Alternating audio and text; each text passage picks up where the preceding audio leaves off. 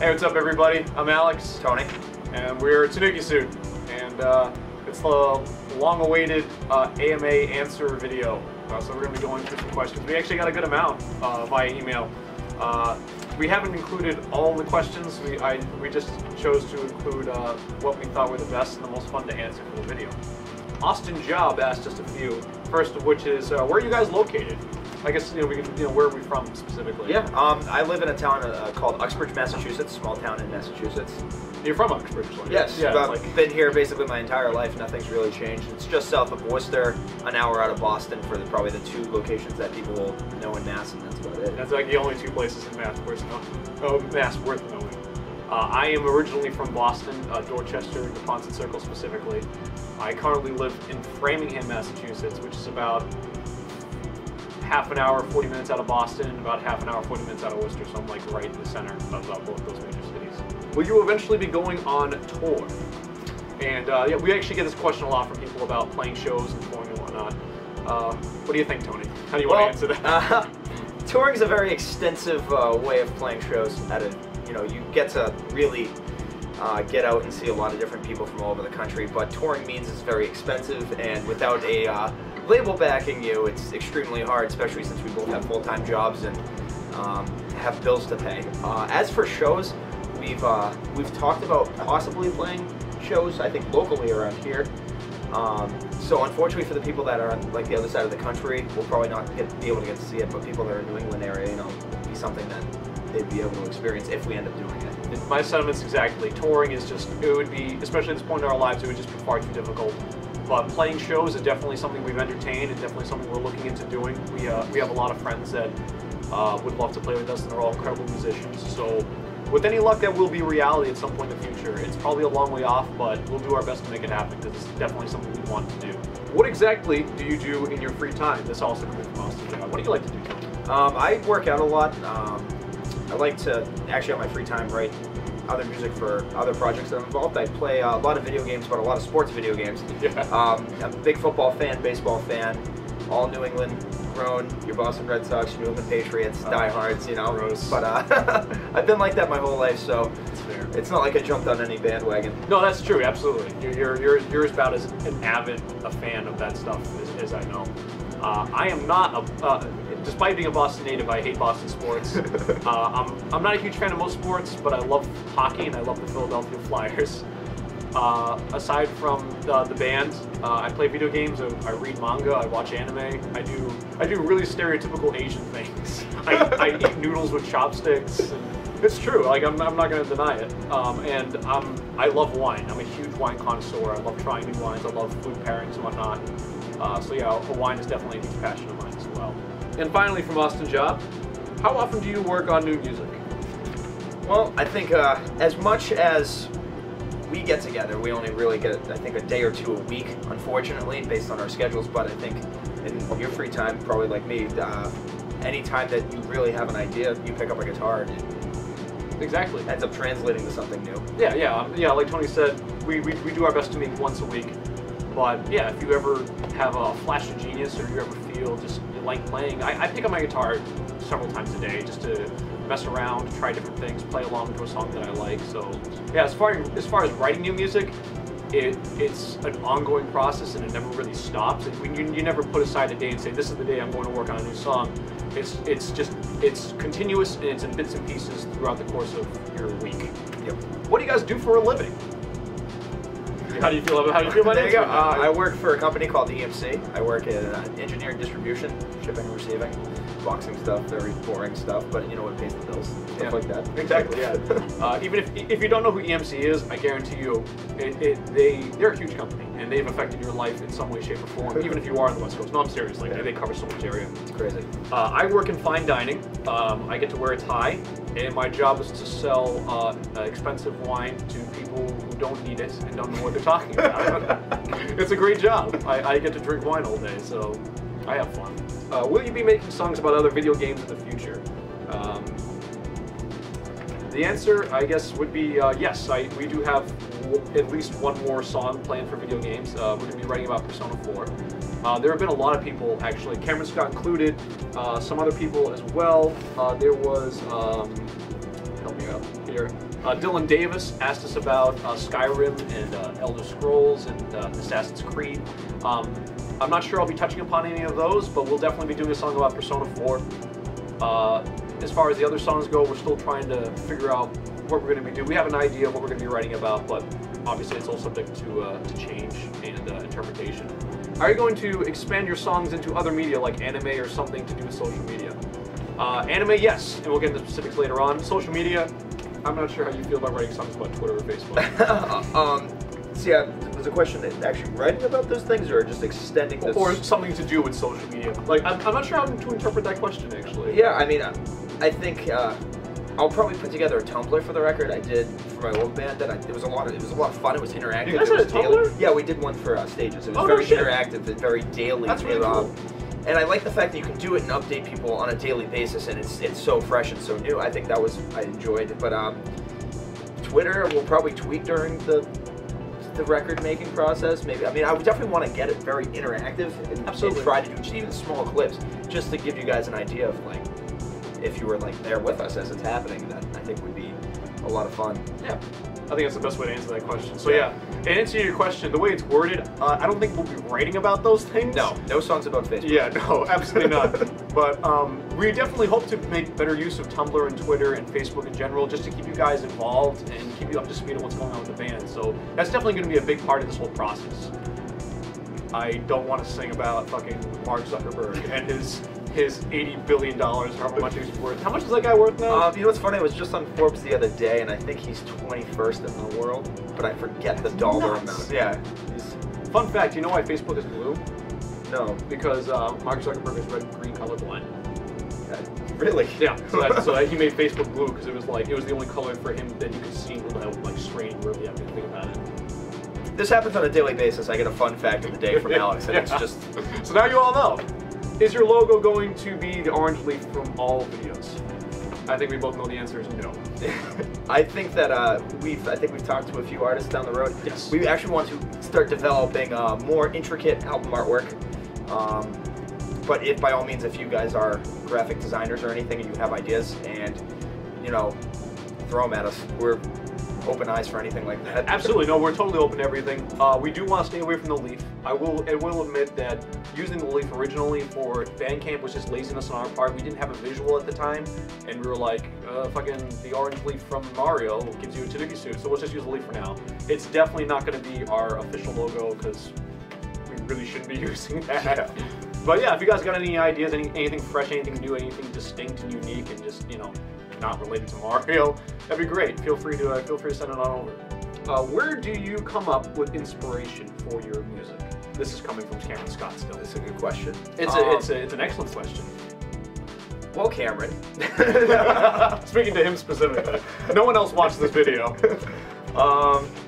For me, sometimes it's just listening to a part of a song that I just say, why didn't I write that? And it's not so much of being like, well, no, I'm just gonna rewrite that part, but it's you get like this assortment of ideas, like this database in your head of different ways to approach parts. And I think that the ones that you really fall in love with are the ones that really stick with you in the writing process, or it does for me anyway, that I've noticed. Absolutely. Yeah, as far as inspiration, that's a really broad question. It's an excellent question, but it's that question alone is left up to interpretation.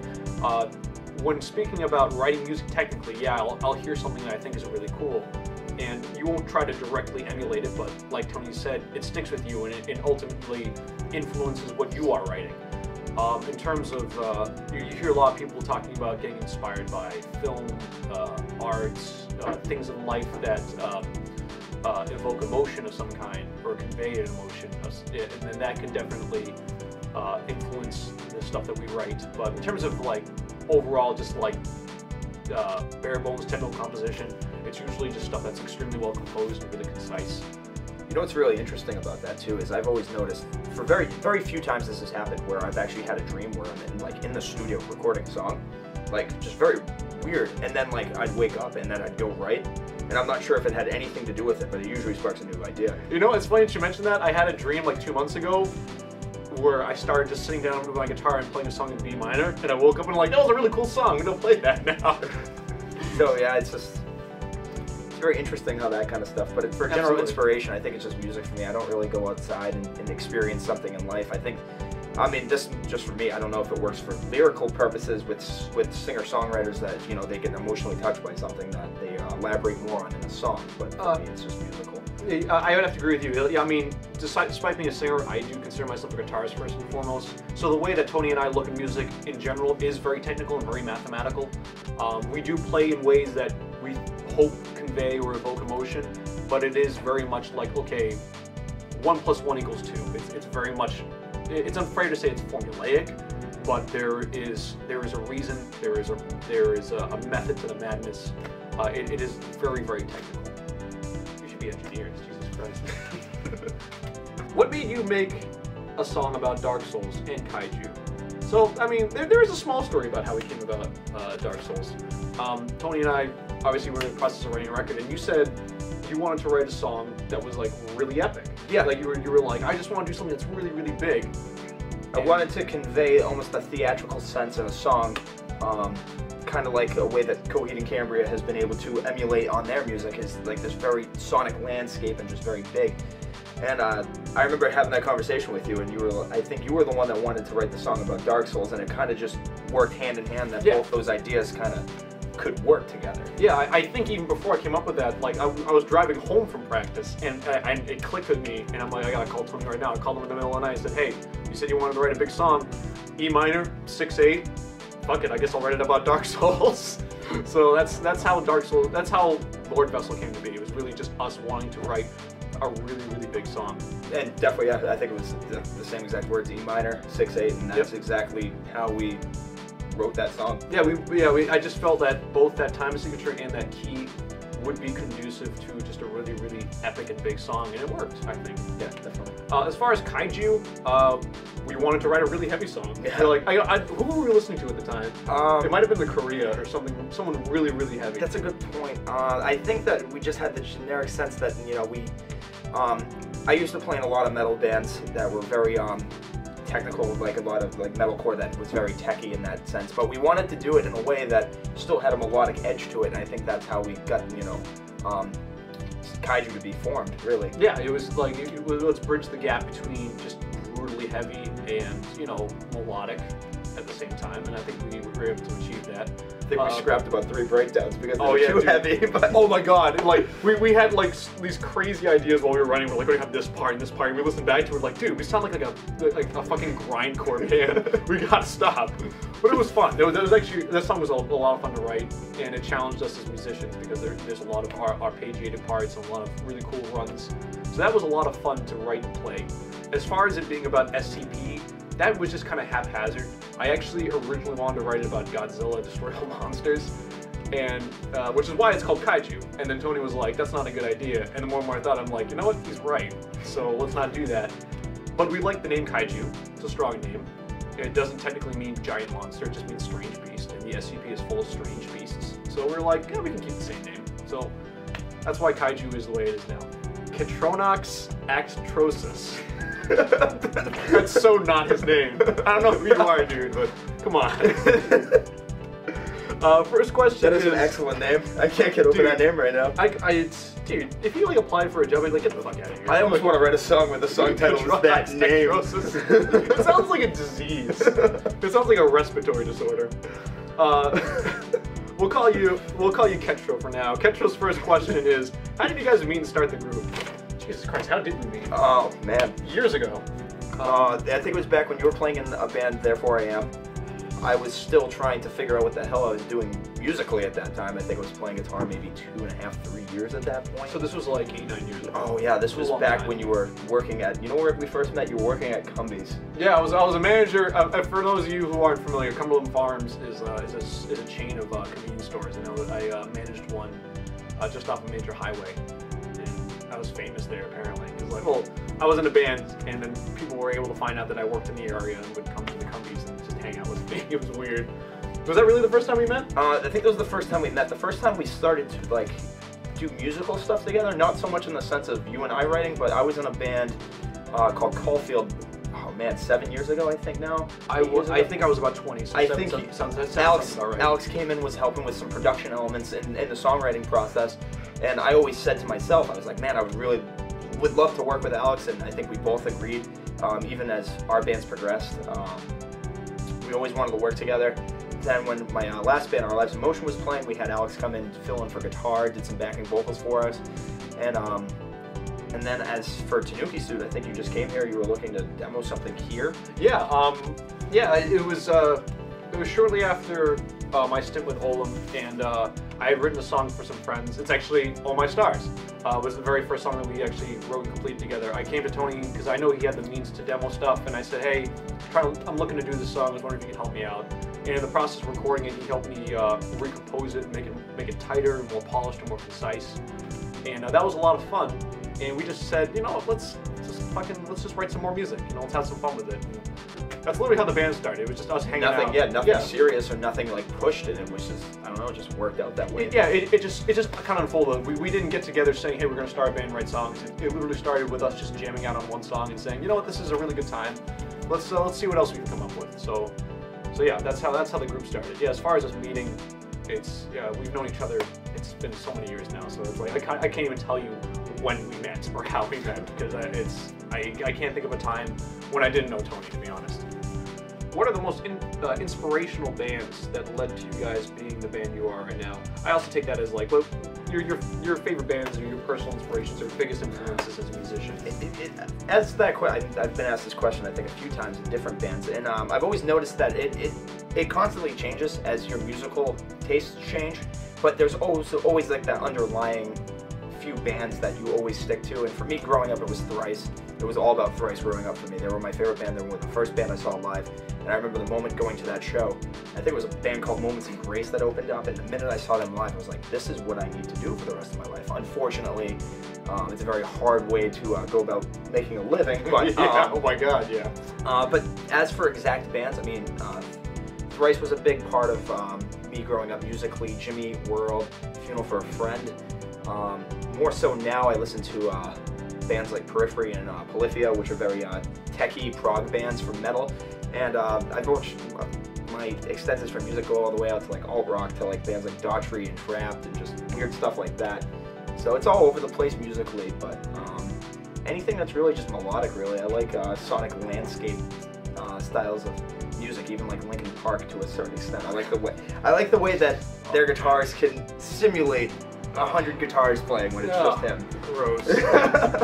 Old stuff, old Linkin Park. I still who would you say influenced you the most in writing for Tanooki Suit up to this point? Who have been like the biggest bands that you look to for inspiration or, you know, what have you?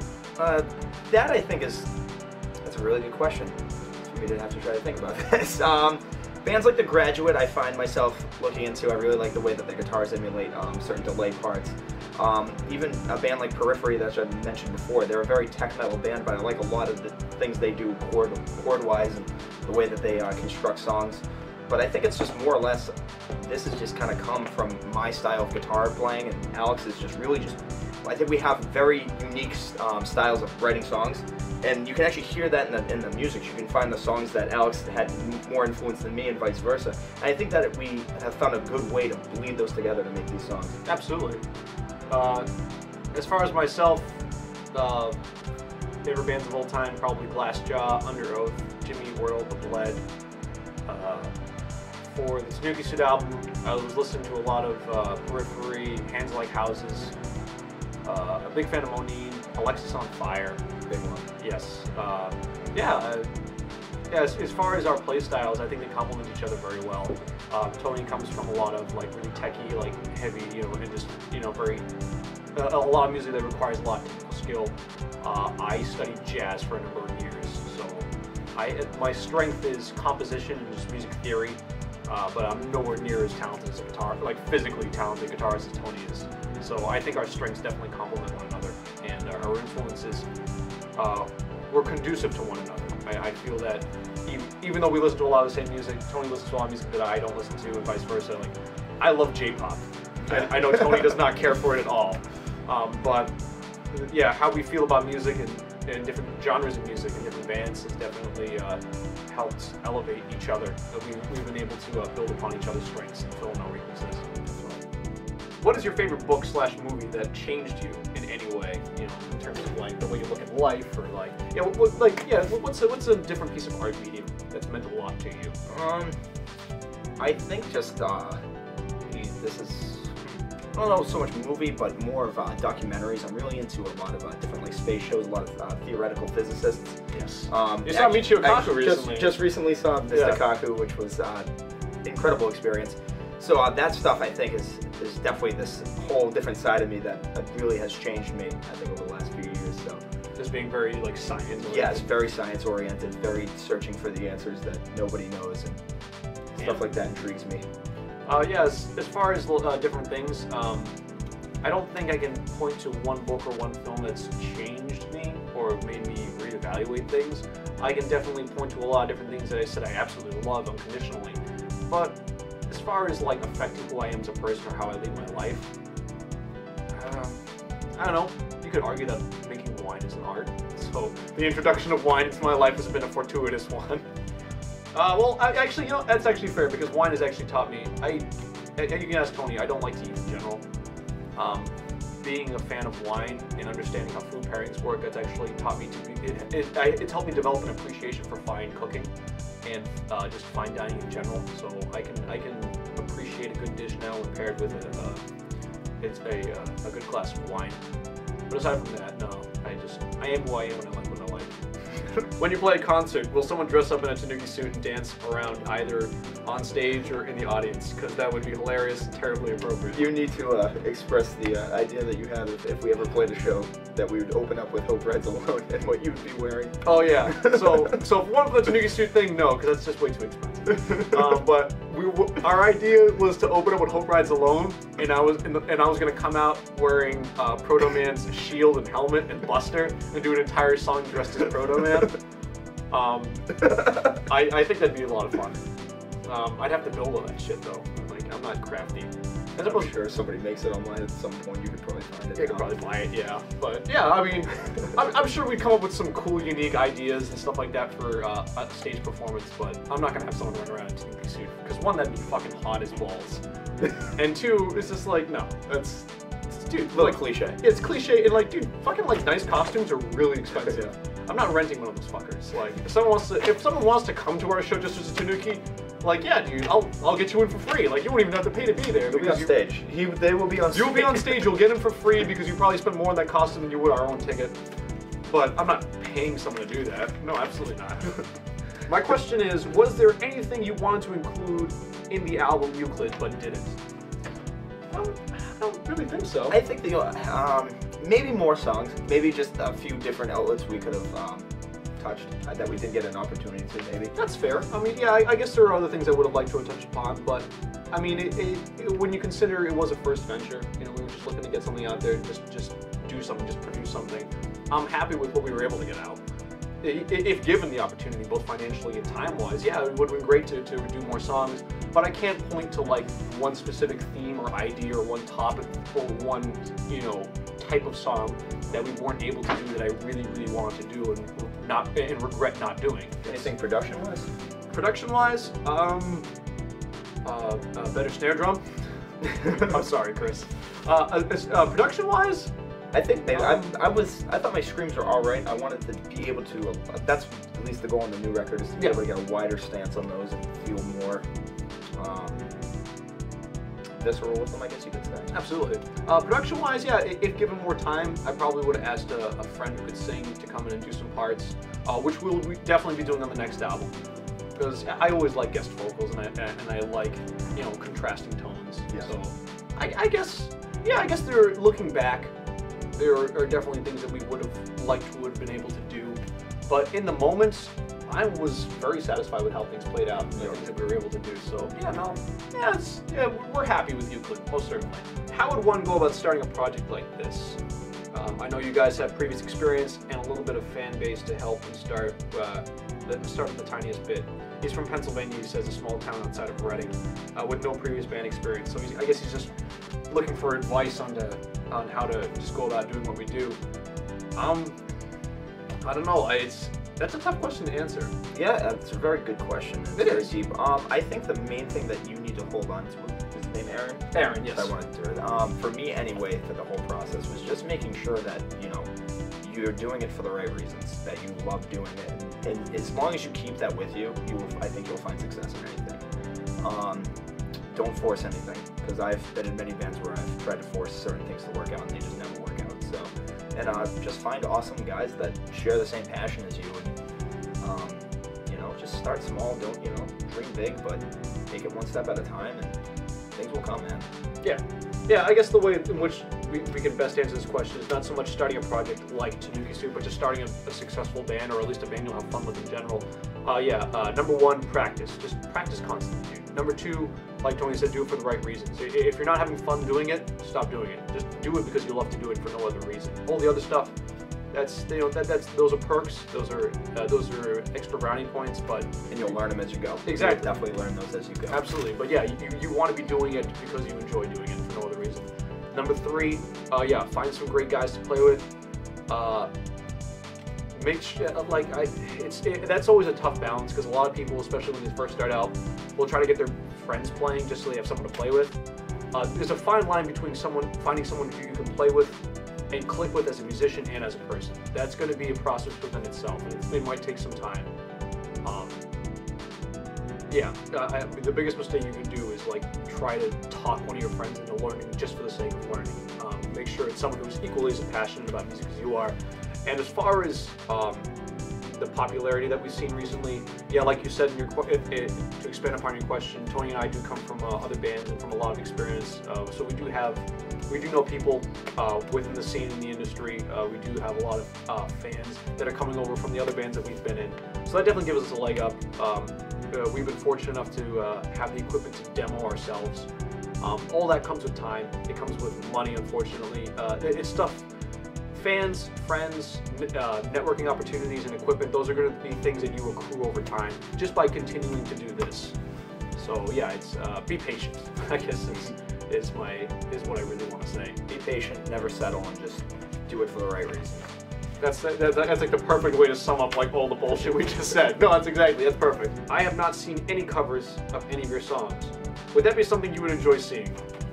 Hell yeah! Totally. No, dude, totally. Why wouldn't we? That'd be awesome. I mean, I've done other band songs and covered them and guitar stuff like that. So yeah, exactly. I love that stuff. If you guys enjoy playing it, please.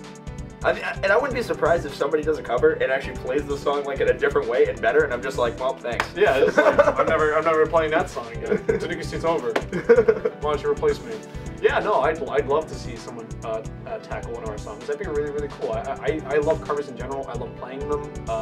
I'm usually scouting YouTube, looking at vocal covers and guitar covers, because I love seeing people talk about covers. Do we want to release the news of covers? So the intent, because or do you want to keep it a surprise? No, that we're doing a cover, or no, fucking full disclosure, because they're gonna find out sooner or later. Alright, easy enough.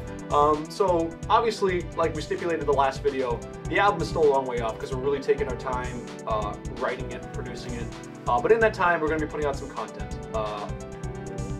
A series of playthroughs for some of our songs for those of you who want a better idea of how to play them. We're in the process of editing the first one right now, and we hope to get to all the songs on the last album. And we're also going to be covering a song. What are we going to be covering, Tony? You let the cat out of the bag. All right, yeah.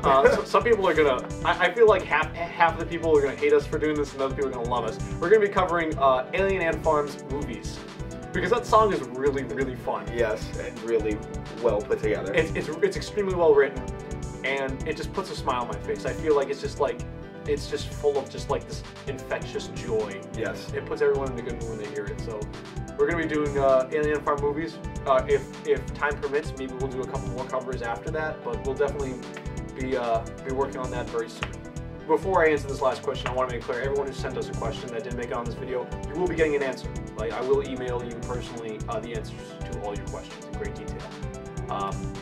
A gentleman by the name of Jack Price sent us a question, and it was super hype. It's please guys, tell me you're making a Berserk song.